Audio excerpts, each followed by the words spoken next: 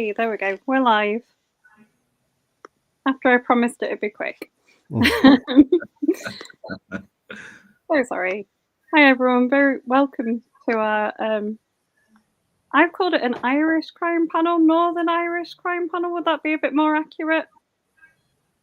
I suppose it's probably accurate, but certainly I know James's stuff takes a trot down south across the border, and my new one will. So yeah, I suppose you're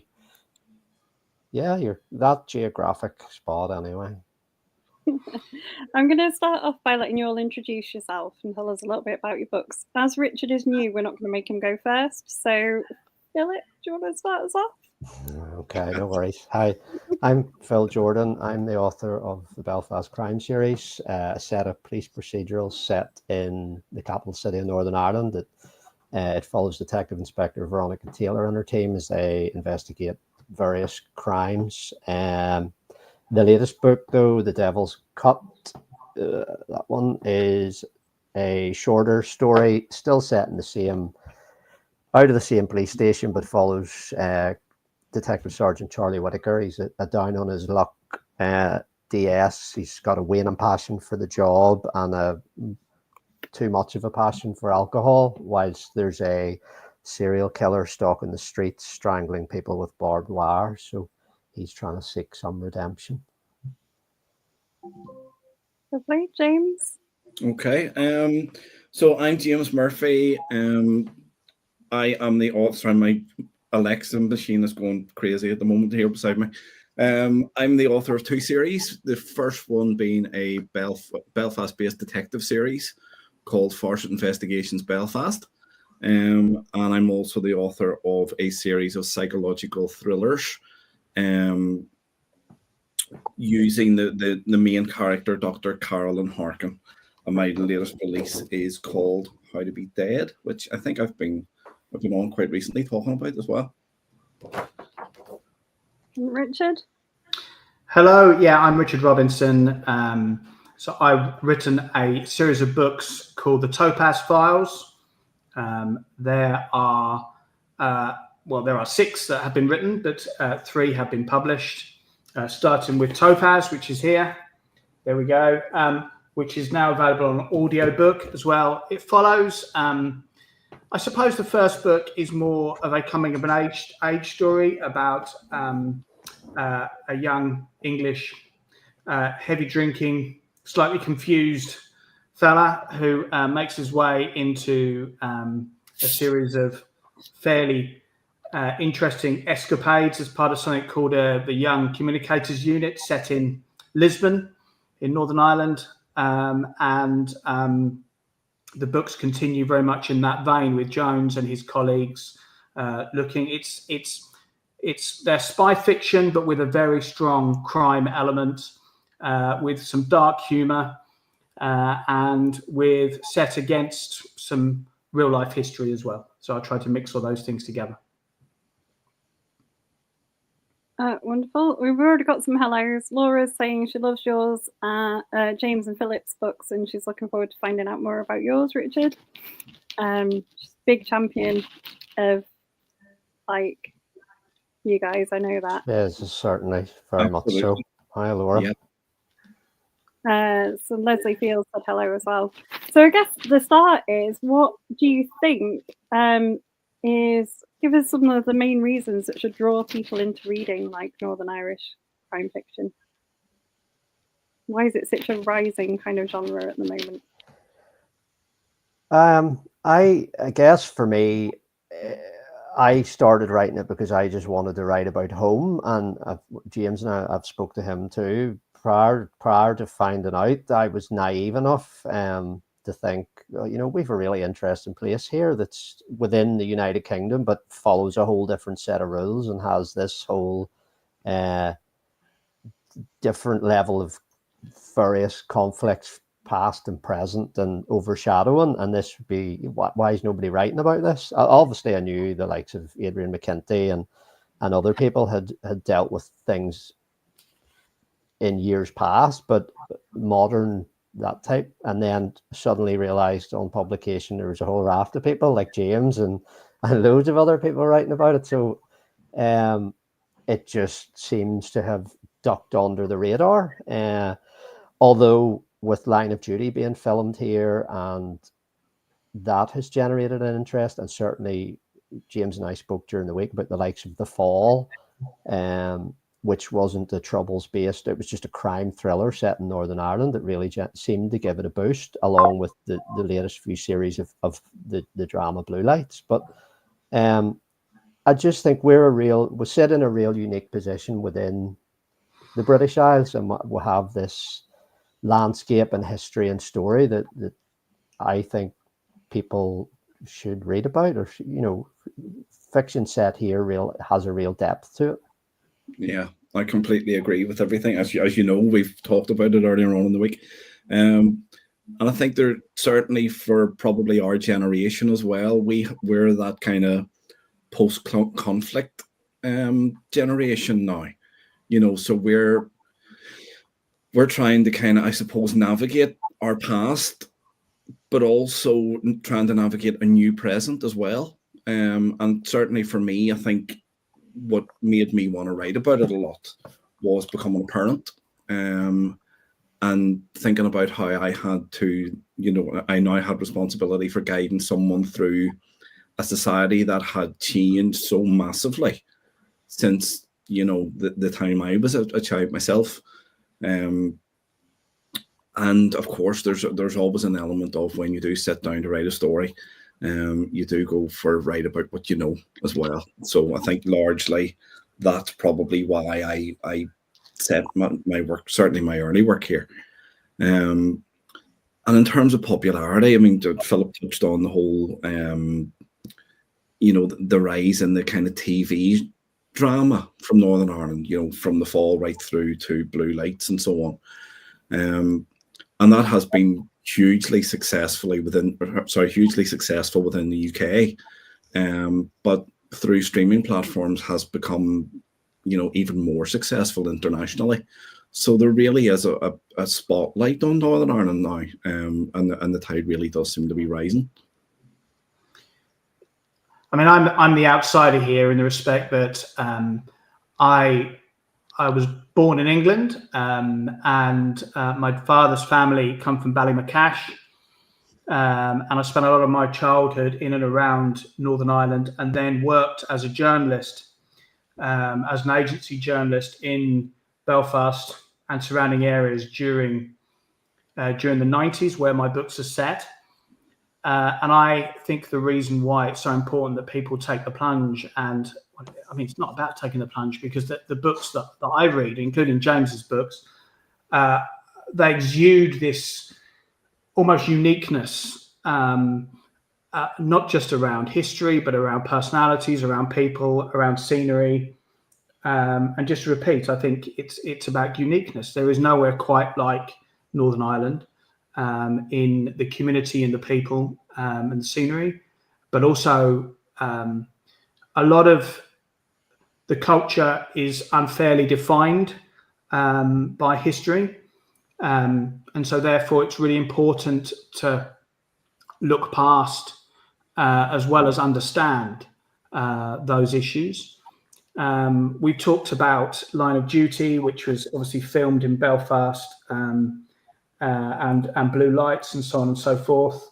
I got my first dose of Northern Irish literary sort of influences from Owen McNamee and stuff like The Ultras, which really turned me into probably the kind of author I am now. But there is a real growing, and I probably divide my time 50-50 perhaps now, but there's a really growing tide of fantastic stories and fantastic authors from Northern Ireland, and I couldn't recommend it more.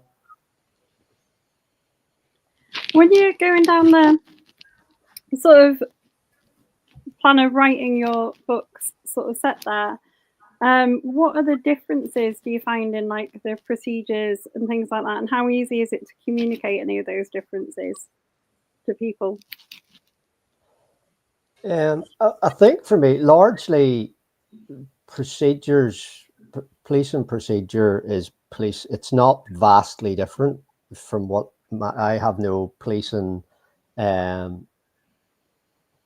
shadow. I don't have anyone that I speak to, but largely from research and things like that, they're not massively different. The huge difference here is our police are armed, and certainly visitors that it's a little less intrusive now, albeit it can be in your face from time to time around certain dates. But a lot of visitors that in recent times it would have come to me from Scotland or England, and you're walking down the street and you do see these reinforced sort of police Land Rovers, and you see police with guns, and certainly in various places police with machine guns. I think there's a visual aspect in this intimidation that, as James sort of alluded to, him and I, we grew up with it. It's like, it's just, you could be walking down the street and it could be a post box. It's just in the background. But I think that certainly brings an element of, whether it be a danger or whatever, it's a very much a reminder that we're a little bit different.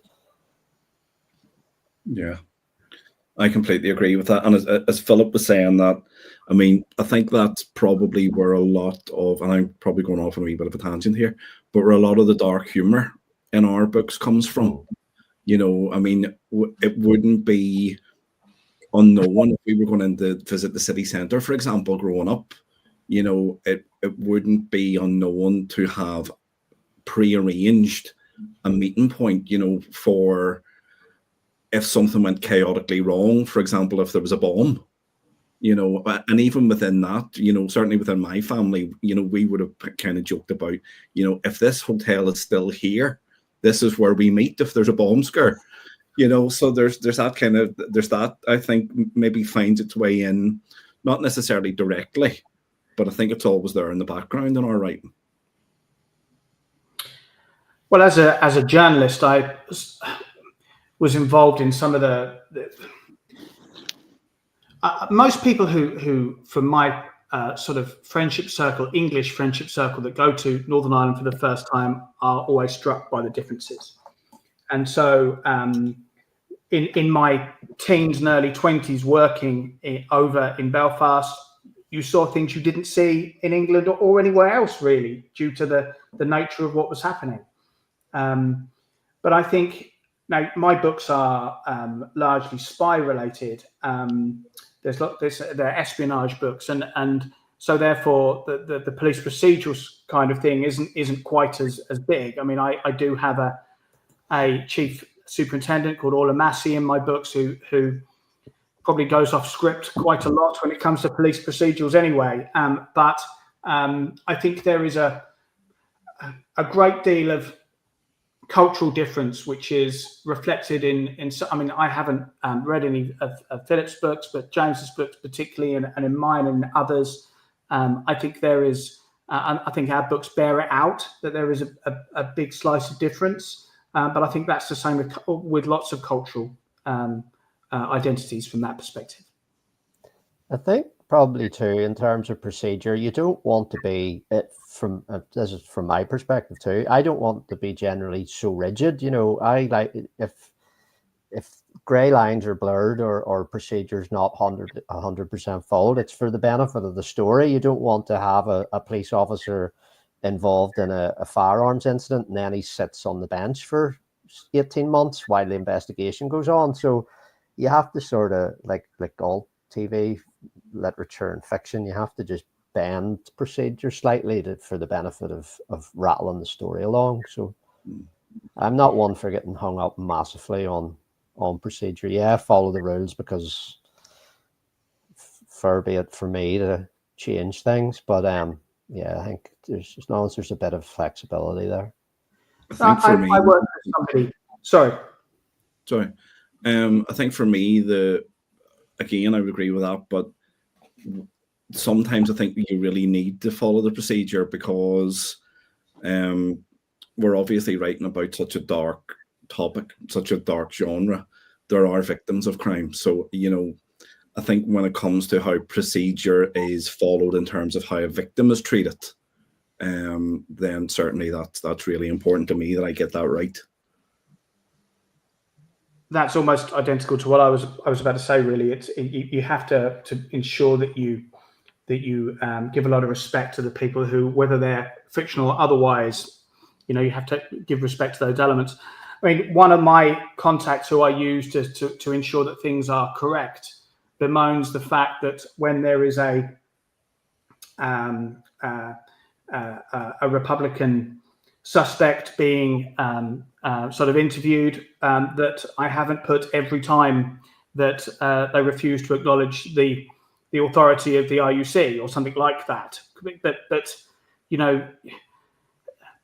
that didn't always happen. There are things you have to sort of ensure that you get the flow of the story correct.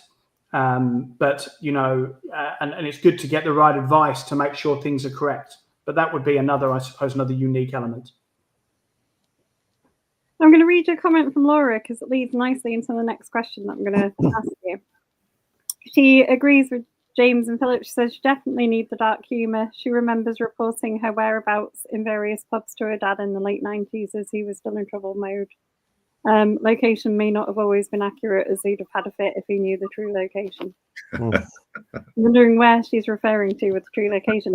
And what I was going to ask you, because having read a few of your books, how important is location to you as writers? Choosing the right ones for what you're writing. For me, it's central. I mean, certainly with the Dr. Caroline Harkin, the latest two books, they are very much set near where I live, near a particular area where I live, and the folklore within that area.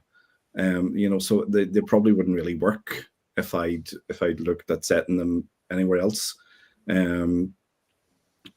Equally, I look at, when I have an idea for a story, location is so important to me that it really comes down to, can this work in the Farset Investigations world or the Caroline Harkin world, which essentially are both Northern Ireland. But even then,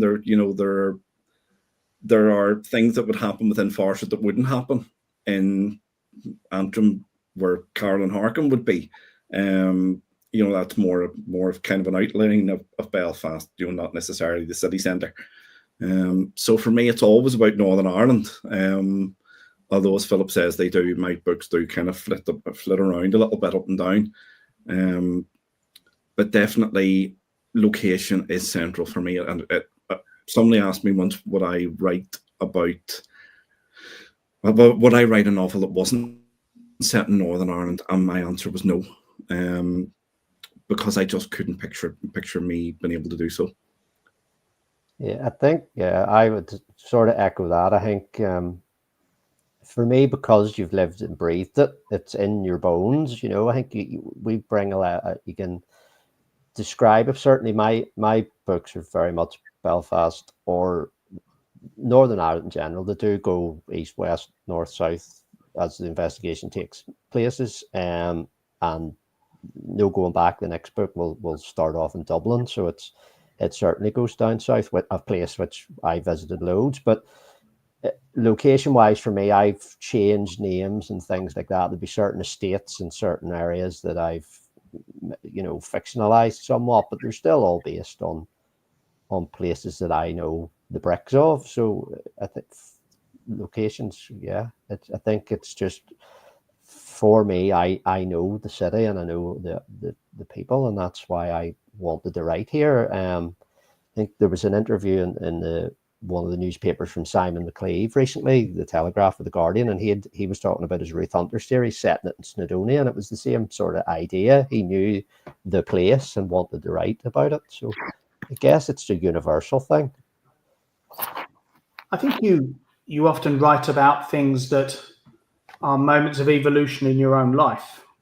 And so therefore, moments of evolution in my life came when I was based in Belfast, based in Lisbon. And so therefore, all of the key places in the books that I've written reflect on that. The team are based in Lisbon. The most recent book, the Mainstay, that came out earlier this year, focuses on a village which I actually created, but then having look back on it is very clearly Ballymacash.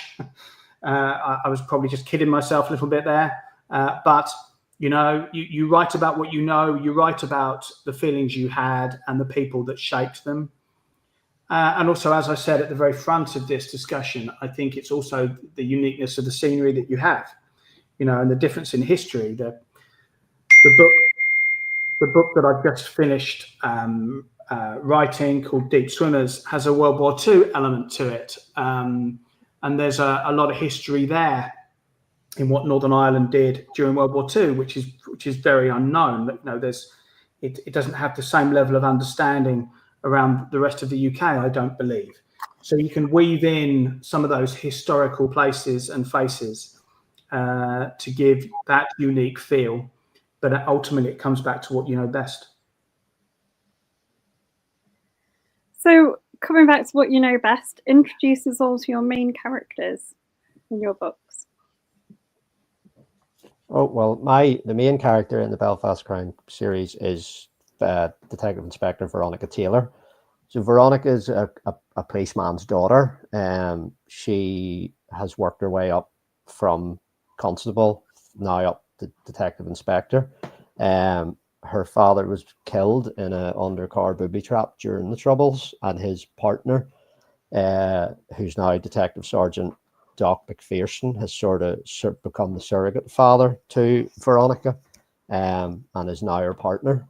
And across that journey or trajectory, she's come into contact in the early days of a now paramilitary godfather, Gordon Munster Beatty. And my books sort of don't chart, but the friction is that relationship of Beatty's growth to paramilitary gangland godfather and her rise from constable to detective inspector, and how they have played cat and mouse across the years. I think mine, certainly the most recent books, there are three main characters, and I say three main characters. One of them's a dog, but I'll get to that. The main character is Dr. Carolyn Harkin.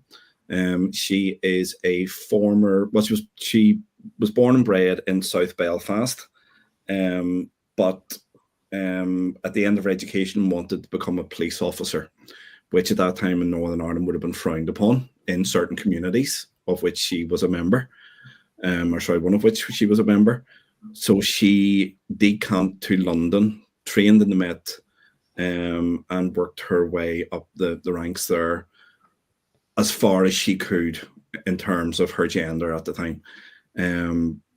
She then, on realizing she couldn't break one glass ceiling, she decided to move into psychology and became an investigative psychologist. And along the way, there actually went down the route of fulfilling a dream to be a crime fiction writer, all of which she was remarkably successful in, until she was confronted by a stalker, a long-term stalker, which, without going into too much detail, brought her back to Northern Ireland, to a place called Langford Villa in Antrim, and it was a holiday home of her childhood. When I say holiday home, it was like a stately home, but certainly it was a B&B when she lived there, and now she's moved back. She owns it now. When she moved back to Northern Ireland, she took on a role as a consultant with the PSNI, and ended up, for a variety of reasons, working directly under ACC Brian Hannon, so one of the assistant chief constables. And they had a bit of an uneasy relationship at the time, because he didn't really know if he had the funds for her or how to use her. She didn't really know what her role was either, but events of the novel brought them together and made them a pretty dynamic duo, I would say. And then we have Uther, who's our final main character, and he is Carolyn's dog, and he's an Irish wolfhound, who she got as a pup when she first came back, but who has become her protector and the protector of Langford Villa. And he's based on an actual story and folklore in Antrim. And he is the character. The reason I mentioned him even is because he is the character I'm asked about most. So my main character is a fellow called Jones, who is a teenager when we first meet him, and he believes he wants to be a football reporter, and ends up working in MI5 in Lisbon. He's a big drinker. He is flawed in lots of ways. He has neurodivergent issues, which we learn about, and it's his stories in terms of coming of age. However, aside from his own bravado, which gets into all kinds of issues, and his also lack of understanding of the territory that he's dealing with, and when I say territory, I mean espionage as well as Northern Ireland itself. He doesn't do too badly for himself. Aside from that, his main sort of father figure is a chap called Declan McNally, who is a former MI5 operative who guides him through life. We don't learn a great deal about Declan McNally until the third book, because he's again a very flawed individual, and has been through a great deal. I mean, he's in his late 50s by the time we meet him in Topaz. And finally, there is an RUC inspector, starts off as inspector anyway, called Orla Massey, who is a hard-nosed RUC inspector based in Belfast, but from Derry originally. We learn about the glass ceiling that's there for her due to her gender and her religion, and some of the, well, not just glass ceilings, it's worse than that. The obstacles that are placed in her way, which she tries to dismantle. James said he wouldn't write a story outside Northern Ireland. I got caught up a little bit. So my second book, Wild Flowers, which James kindly read, is actually based on a container ship floating in the Atlantic Ocean. I think that's probably the furthest that we get, somewhere outside the British Virgin Islands, I think.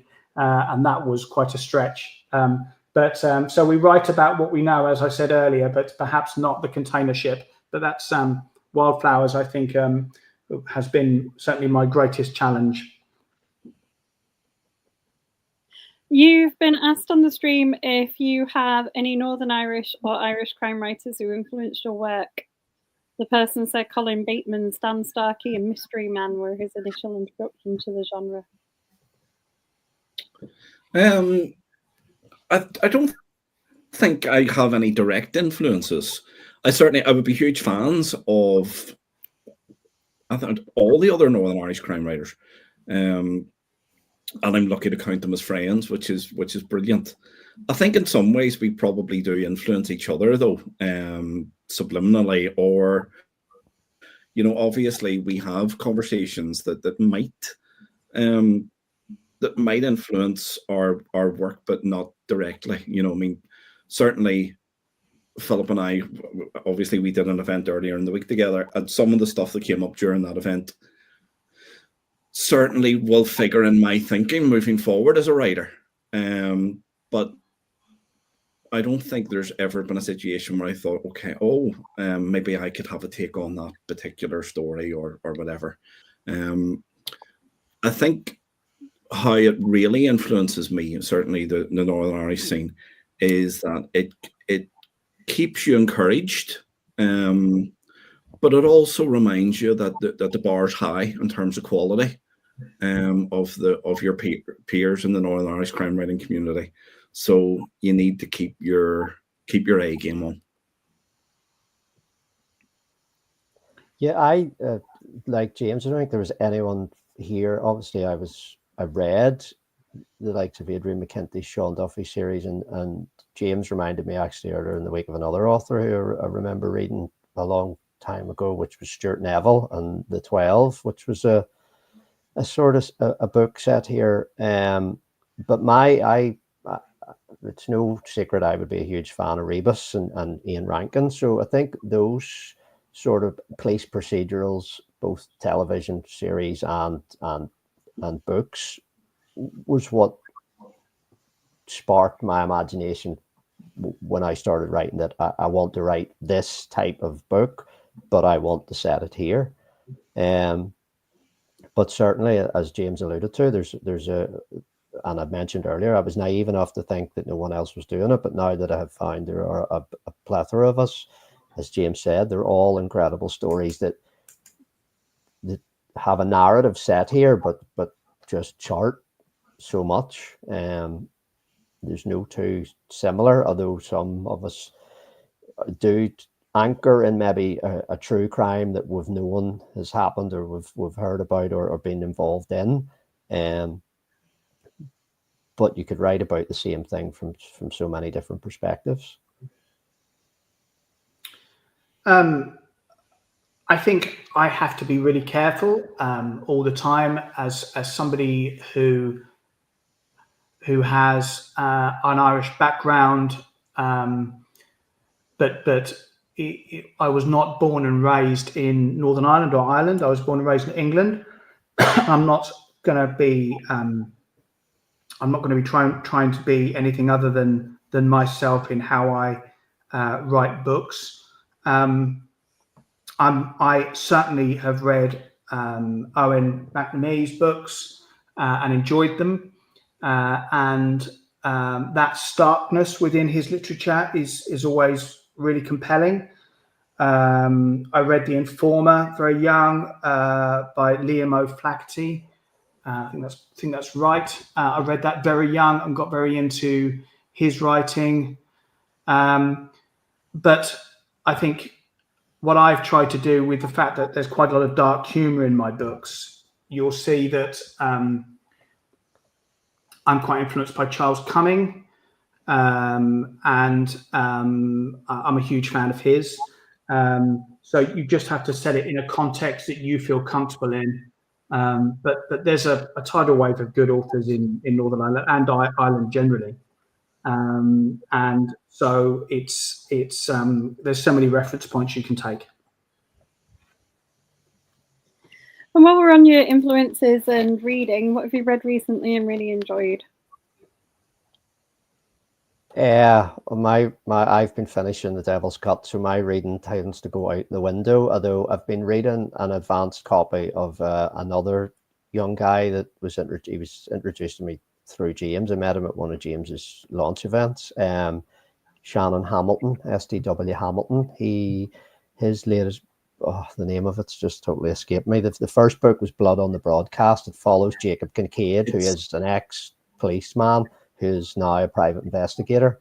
And they're Night, Philip. Sorry, James. It's called He Calls by Night, and I was literally about to say the same thing. Sorry. That's why I've jumped in first and put the pressure on James for his answer. But that's the book that I have been reading most recently, and it's He Calls by Night is the follow-up, and it follows Jacob and is a podcaster who he is helping out in the first book. They're just I've really enjoyed those books. I think my reading, as I say, is really tapered off just because I've been writing, and I find it difficult not to pollinate, maybe, let's say, my work with other influences if I'm reading and writing at the same time. But I had Shannon's book on holiday, and I haven't finished it yet, but it's a great read. His books are good reads. Yeah, I literally perfectly in sync, because he was the person who asked you the previous question. Ah, there you go.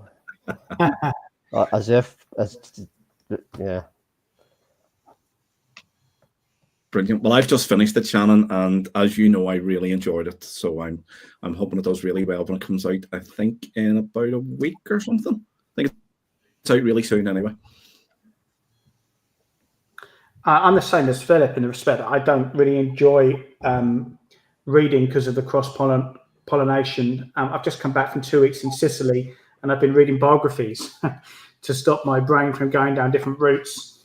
I did read a book called Hush Hush Honeysuckle by Catherine Black of fairly recently, which I really enjoyed. I mean,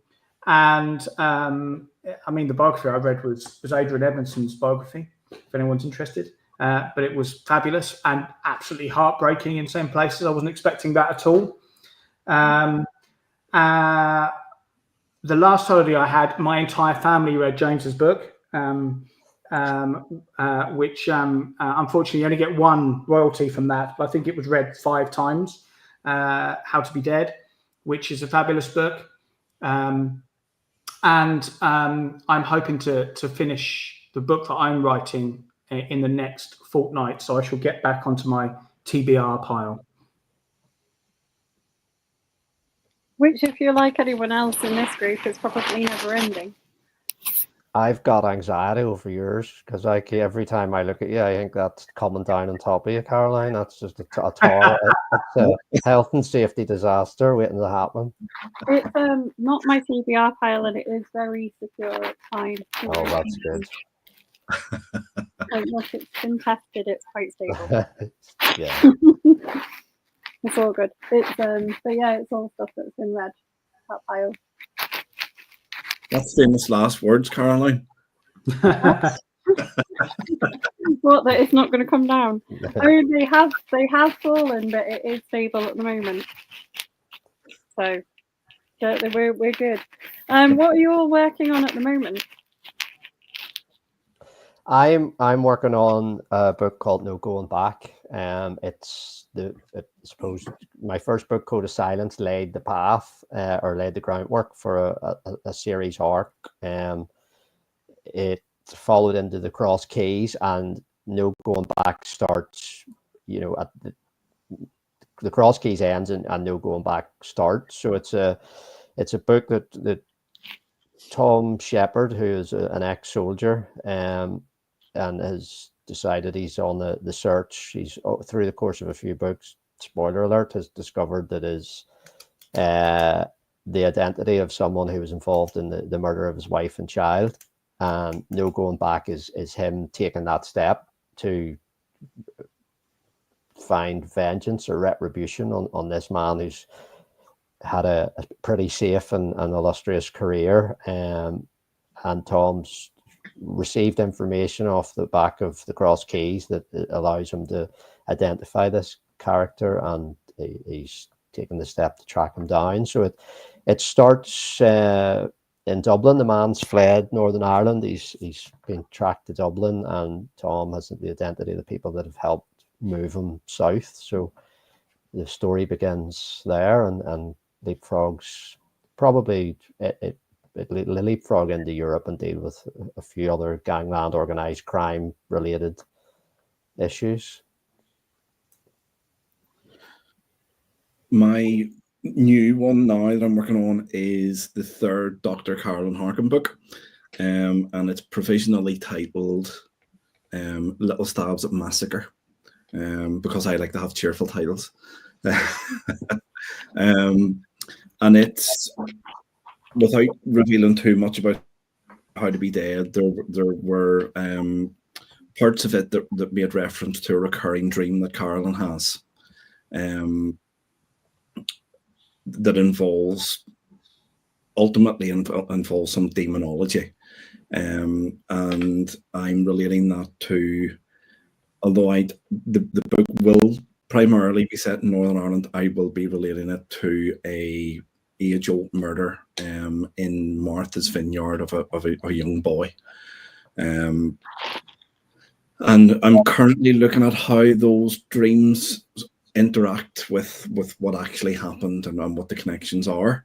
And that will involve, there was a project here in Northern Ireland called Project Children that ran in the 80s. And the idea of it was that people from working class communities, children from working class communities, were taken out of the conflict during the school summer holidays and transplanted, if you like, to spend their summer holidays with a family in America, a host family. And I was one of those kids. And looking back on that now, obviously the idea was that you were being removed from trauma. But I've been kind of toying with the idea that actually that could well have created a whole different trauma that I'm looking forward to exploring now. I think my books are probably the least read of the three of us. So I probably need to explain a little bit. I've explained that the first book was a bit of a coming of age book for Jones. Second book follows him on a container ship in trying to retrieve some stolen arms. But that book was called Wildflowers. And then the third book, which was out earlier this year, was called The Mainstay. And that's about organised crime and follows a large organised crime family, Belfast family. I am working on, so that the next book is actually already been written and it's now available. It's being beta read. I don't know whether that's the right expression. Beta read. Can you say it in the past tense? Anyway, and that's called Deep Swimmers, which is here. We only have 20 of them, but I'm very excited about that for some reason. And that's about the World War II element I was mentioning. There is an old soldier that is found living rough in England, and his story connects him back to some of the issues that happened. I don't want to give too much away, but some of the issues that happened around Plan Maureen during World War II. And that takes us into the south for the first time in Dundalk and so on.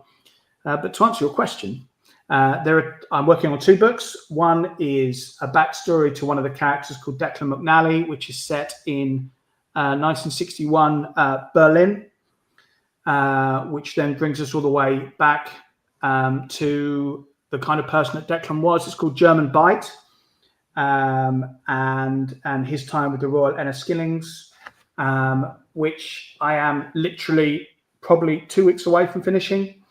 And I have really enjoyed writing because it's a different context, but also follows a character that's in the middle of the books. But you wouldn't need to have read any of my books to read German Bite. And I'm also finishing a book called Seen Unseen, which is the 6th in the Topaz Files. And I'm doing this at the same time as trying to run a domestic abuse charity here. And I'm actually sitting in the office now because I couldn't get my Wi-Fi to work at home. So I came into the office. This is why I look so formal where I am. So I don't have any pictures of my favourite bands behind me, sadly, which I'd love to have done. So yes, that's what I'm doing. And I also was fortunate enough to have an audio book of Topaz out 2 weeks ago, which is a new thing for me. I've never done an audio book before. It's on Amazon. It's been a real steep learning curve. And whilst I'm really happy with the what it sounds like, and the narrator has done a fantastic job, I have to say, but getting it out there has been a bit like crawling through barbed wire, but it's there now. I'm going to read you a question from Linda Hagan. Oh. Now. She said, Philip mentioned about maybe writing something based in an actual crime. A couple of recent female writers have both featured rapes by a group of privileged boys, which has a resonance in reality. Do you feel any responsibility towards victims, or is no subject off limits? Well, that's a really good question. I think Linda knows what my response to that one is, because she's heard me talk about it quite a bit. And the whole reason for the Carolyn Harkin series coming about was because of what was going on in my work life and home life at the time. And without getting into too much detail, I work with young people who have experienced trauma. And I was seeing how modern society was molding them not for the better of themselves. And I was seeing that obviously in mainstream society in Northern Ireland as well. So that very much, particularly in the point of view of toxic masculinity and violence against women and girls and so on, was something that I felt really strongly compelled to write about. So yes, I do have a strong sense of responsibility. But I suppose to look at the other side of the question, where is nothing off limits? The simple answer to that is no, nothing is off limits, because I think you need to go where you need to go in terms of putting a spotlight onto maybe the not so nice aspects of our society. But I think you need to do it with empathy and make sure you get your research right and all that sort of stuff as well, because obviously crime is real and crime has victims. I have been involved in the review of the abuse of older people and people with disabilities at Muckamore Abbey in Northern Ireland, in my role as CEO of a charity called Hourglass. So I deal with the domestic abuse of older people, and it's a crime that's so rarely spoken about. It's never in the newspapers, and it affects the most vulnerable of society. I have put references to this type of abuse in 3 of my books, and it's something I feel incredibly passionate about. My father suffered a degree of abuse before his death, and the reason why I got into writing in the first place was to escape personal tragedy in that respect. So I think no, nothing is off limits, and if you can put some of your day-to-day into helping other people understand. I mean, James mentioned violence against women and girls. I deal with violence against older people, including men, and the lack of respect for older people from a discrimination, neglect perspective. And my office in Newry deals with this on a daily basis. 6,000 crimes in Northern Ireland last year, just based around the sexual abuse of older people. So I try to put that level of understanding and reference it, but I would be very happy to go an awful lot further in a future publication. Yeah, look, I suppose I agree with the gents there, but you know, we've maybe touched on this before, Caroline, too, and we've had talks about things. We write books to entertain and have people lift our book and want to read a crime story that has them flipping the pages. But ultimately, I think for me, at the end of it, and some of the things that I've, you know, there's been domestic violence certainly in one of my books, but it's been a male victim. The Cross Keys charged abuse in a children's home. But not gratuitously, but the sort of the web of that. You want to write a story, but you want people to be entertained. But at the end of the day, go away and maybe look, goodness, I need to research this, or it's left me questions that are unresolved, or we want to highlight these things because we have this sort of maybe internal compass that says this needs to be. People need to know this. People need to know these things happened. In terms of the sort of inspiration of it, is anything off limits? Like we say, I don't think it should be. We spoke. There's probably one of the more troubling cases of the Troubles. Pardon the pun. Was the case of Jean McConville, who was a mother who was abducted and never seen again. And Sharon, who was on the panel with James and I during the week, wrote a book called "Who Took Aidan Mulligan," which, you know, isn't about that, but it's a similar situation occurs, and how that transpires in her story. Into Thin Air, one of my books, was based on a case here where a guy went out for a ride on his bike and was never seen again. Whereas I've flipped that into a jogger, but you know, I don't know what happened to the guy. I don't know the the whys and wherefores of why he did what he did, or what happened to him if it was an escape rather than a disappearance. But it's those questions, I think, that we find ourselves compelled to answer for us and maybe for other people, and leave the questions for them to look into and say, yeah, this needs to be addressed, or we need to find a resolution or have a conversation about these things. Laura has said she thinks learning about a topic, reading fiction, can be a good starting point for further learning and gaining empathy. Yeah, I think so. Which is a nice way to finish that off. Have you guys got any other events coming up, in person or online? I have a few. I have a book fair in Glenarm, which is a lovely part of the Antrim Coast, at the end of August. And I have another in October and another in November in person, which are fairly big festivals, which haven't been announced yet, so I can't say what they are. But if you just Google like festivals in October and November, you might work it out. Mine's really easy. I don't have anything planned at all. James asked me whether I'd like to step up and do this. Very happy to do it. The only thing I can add to this discussion is I have an aunt who lives in Glenarm, so I can completely agree that it's lovely, and I need no excuse to go to Glenarm ever.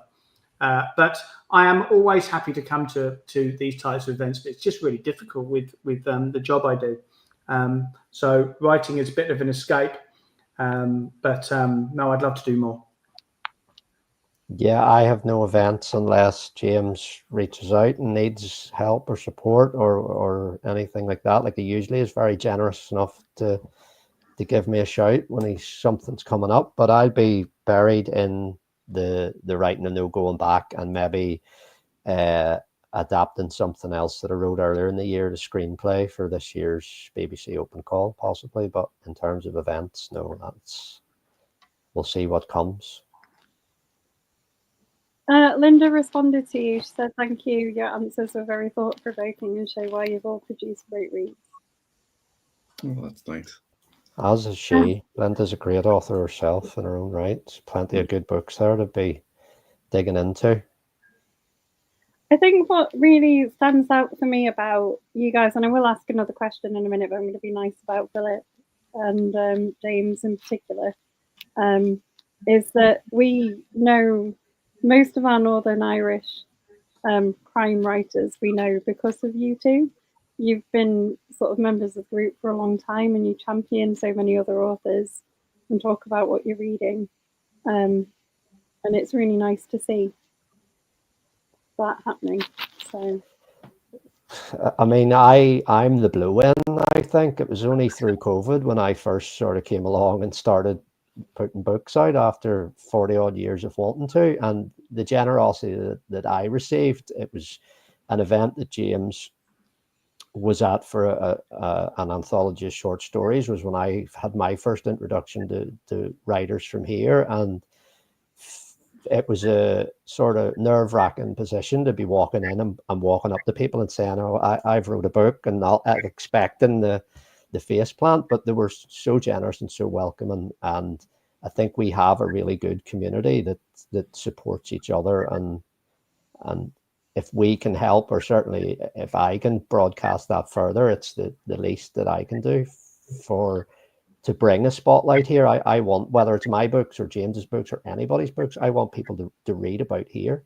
I think it's just a great place to set narrative. Yeah, Brian McGilloway once said something to me that really stuck when talking about the local crime writing scene here, and it's a well-known saying, but a rising tide lifts all boats, and that's something I kind of had been living by toward, with my writing career anyway, but that just kind of emphasized it. So I'm always happy to put the spotlight on Northern Irish crime writing and anyone coming in. In fact, when we were at the event on Wednesday. So I haven't actually had the chance to look at them in any great detail yet, but another new writer came and left me their books as well. So it's nice to see that maybe there's another way of new Northern Irish crime writers coming through beyond us. I think we're probably becoming the dinosaurs at this stage. I think I've been really lucky, actually. It would have been very easy to echo Philip's phrase about blowing. It's very easy with this accent to be perhaps treated as a bit of an outsider, but I've been really, people have been very generous with their time, and James particularly but many others that I've spoken to, and I think that says a lot about the community. That says a lot about the community, because there are, we've had Ed Sheeran come out this week and say he feels culturally Irish, and so on and so forth, and we hear that a lot. I have a friend who works at Sleuth Donard Hotel and tells me the amount of people that tell her that they're Irish every day, who aren't, goes into the probably thousands. And I've really been keen not to do that. I want to be as respectful as I possibly can, and let the stories speak for themselves. But there is a tidal wave of fantastic authors in Northern Ireland and in Ireland generally. And just to be associated with that group is incredibly wonderful. You have a few minutes left, so remind the people watching what they're going to go away and buy. Okay, well, my latest book, and probably a good starting point, because it does introduce Veronica Taylor, but it's The Devil's Cut. It's a police procedural. It follows Detective Sergeant Charlie Whittaker around Belfast. He is in search of redemption for his own career, and in the search of a serial killer who is strangling people with barbed wire. It charts his, it's hard not to give a lot away. It charts how he gets to the point where he has to involve himself in his sort of, the Devil's Cut is a bar, so Charlie as an alcoholic is probably the last place he needs to go to as a bar, but that it's the book centers around the Devil's Cut, and it's a good introduction to the Belfast crime series. It's an excellent book. Thank you. It is. I echo that. My most recent is How to Be Dead, which is the second in the Carolyn Harkin series. But for a kind of a jumping off point, obviously, it would be better to go for, I see that these are reflecting on the light. Right, yeah, you can see it. First in the series. Yeah. Both books are psychological thrillers. Both look at playing with narratives a little bit in terms of blending fiction and reality. First one deals with, as we mentioned earlier, a case of stalking. Ultimately, Carolyn is delivering a crime fiction workshop. She realizes very quickly that two of the delegates there stand out, one of which wants her to look into what she feels is an unresolved murder. And the other is someone who is actually retelling elements of Carolyn's past that they should not know anything about and passing them off as their own fiction. So obviously a bit of a battle of wits and a bit of cat and mouse ensues because of that. And then How to Be Dead is a continuation of that, which looks at a murder in Dalkey, just south of Dublin.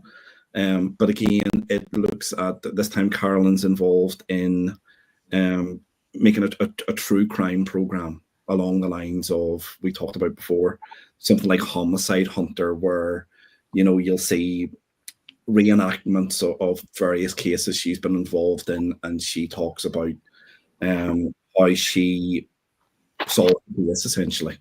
Except that, again, real life crime and what's been filmed seems to be getting blended, and what's transmitted shouldn't necessarily be. And it plays with the whole idea of how we are desensitized because of our addiction to true crime and crime fiction. We're desensitized as to how frightening society actually is around us, the real world. So that's where we're at with Carolyn at the moment. Well, the entry point for me would be the Topaz book, which is about Jones's first steps into his new career, which I think explains a great deal about how naive somebody who drinks as much as he does is, and what a shock he gets when he lands in Aldergrove, and the issues that face him. And that's now available as an audiobook as well as the normal things. And the mainstay came out this year, and that is taking Jones right the way through to dealing with a crime syndicate, really, more than anything else. It's a whodunit. You don't need to have read any of the previous books to read it and enjoy it.